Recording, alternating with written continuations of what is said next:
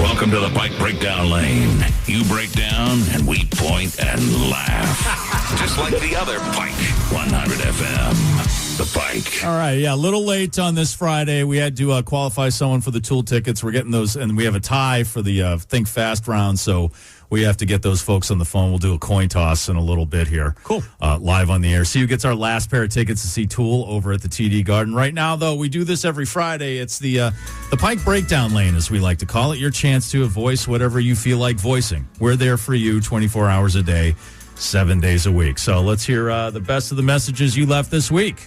Hi, everyone. A friendly reminder. Be nice to your fellow service workers. From bad boys to counter jockeys to smoothie makers. They don't get paid enough to deal with your shenanigans.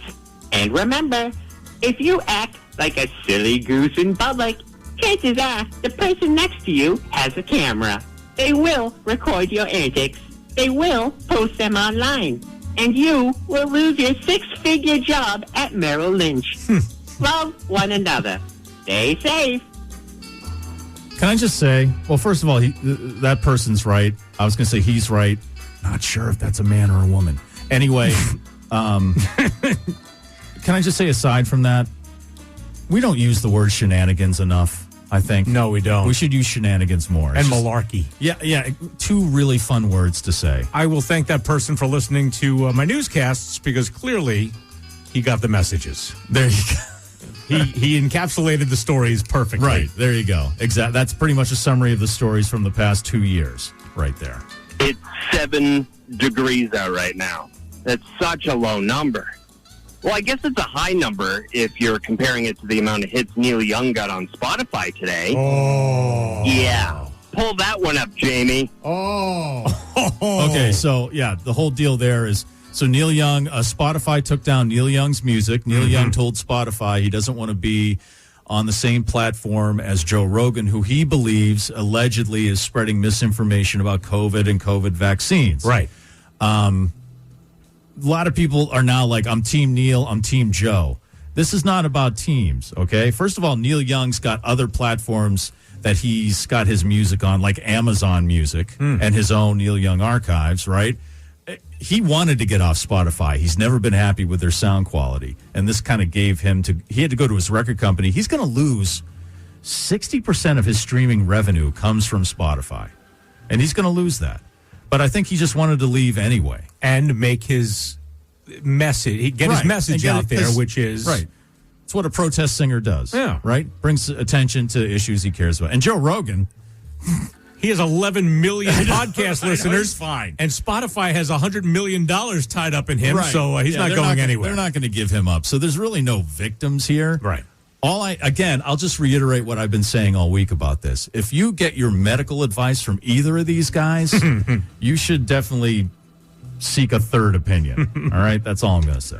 So smoking weed decreases your chances for getting COVID? Well... there you go. I'm going to be immune to the vid. Yeah, we did a story about how cannabis possibly, the research, it's very early in the research stage, may block a stepping stone for COVID to get into your system. Right. Also, I do believe that immune is not a word. It is not indeed. Right. But you and I did our own study that you and I both had a lot of helmet nachos at Polar Park. That's true. Neither of us have had COVID. Right. So 2 out of 2 people who ate helmet nachos have not gotten COVID. If anyone else has eaten helmet nachos, also didn't get COVID, please let me know. Now, we tried to figure out the servings. How many did you have over the summer? At least a half a dozen. Okay, and I had easily a dozen. Okay. That's a big pile of helmets sitting at my house. Yes, I would give them away to kids after I finished. Oh, see, I should do that. I'm such a jerk. Well.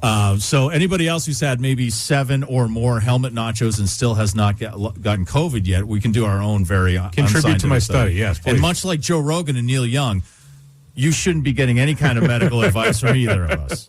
Hello, Mike. This is God. I just wanted to say that it's okay to put mayonnaise on an Italian sub. No. In fact, it's the only way to get into heaven. No. Have a good day. Wait, don't hang up. I have so many other questions. You better get my room ready in hell, because if heaven's about having mayo on your Italian sub, then I'm definitely going to be a disciple of the Dark Lord. Man, God listens. Awesome. I know, that's true, man. Yeah. Hey, that's what I took away from that. Yeah, feel free to call back, because we have I got a ton of questions. Like, don't forget the bologna. Oh. That wasn't Jen, was it? No, that wasn't Jen. No, it was not. Jen Carter, we talked about this, the baloney facial mask that Oscar Mayer is putting out. There's no baloney in it. It just looks like baloney. But you tried to put actual baloney in your face. So Jen Carter and Frank Foley at XLO invited me over there to try it out. I put baloney on my face. There's pictures up on my Instagram, and they have videos up on their website and stuff.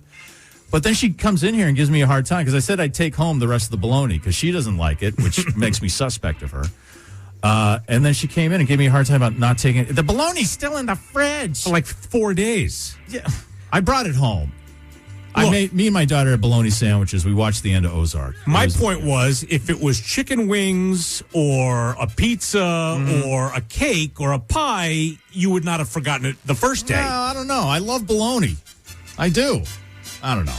I took the bologna home. For the record, Jen, I took the bologna home. You're talking about big families. My oldest daughter has 10 kids, all with the same guy.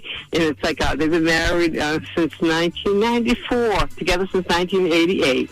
They've got 5 boys, 5 girls, and the youngest will be 12 on Sunday. Happy birthday, Devin. I love you so much. Yeah, we were talking about big families this morning. I forgot how we even got into it. Well, that woman had her son's birthday wrong for 2 years, and she has 3 kids. He's the middle kid. She got in an argument with her insurance company, who actually had the right date.